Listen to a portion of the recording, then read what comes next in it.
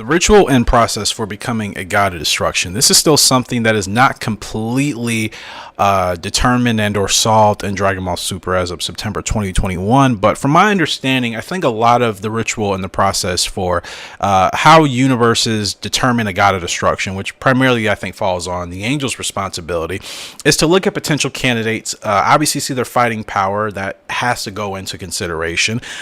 On top of that, consider their mentality. Do they have the right mindset to become a god of destruction?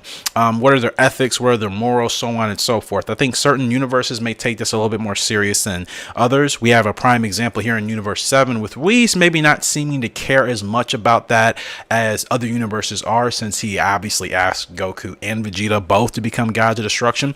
Vegeta, I think, is much more well-rounded in that basis if he were to actually want to become a god of destruction. Goku, on the other hand, is pretty much the complete opposite of what a god of destruction would be like. So I think it really all depends on the respective angels of each universe and what their individual requirements are or preferences are for determining whether or not a potential mortal could be a candidate for becoming a god of destruction in that universe.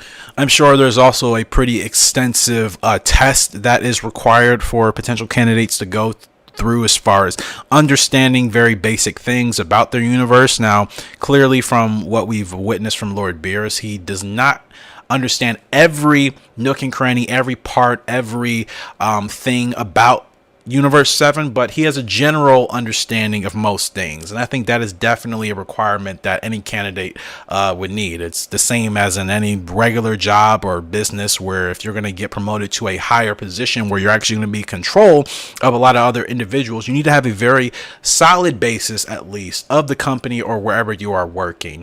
You may not know every single detail about every aspect of it, but you will have a general basis of everything that is going to revolve around your responsibility. And I think at the end of the day, that is the most important attribute that any candidate needs to possess and have in order to be considered a legitimate candidate for God of Destruction. It would really be cool to actually see them touch up on this more at some point in Dragon Ball Super, whether that's through the manga or the anime's return, because with what we have seen in Dragon Ball Super as of lately, with now Goku and Vegeta reaching powers of essentially God of Destruction powers and energy, with Vegeta technically being able to possess some of those same techniques that he's obviously learning from Lord Beerus, we need to start visiting that path, so to speak, in that realm, to see exactly what goes on behind the scenes for these angels or whomever is also responsible along with them. Maybe if the Omni King and the Grand Priest also have a say in it. We need to see exactly how that comes to be. I think it would kind of bring a little bit more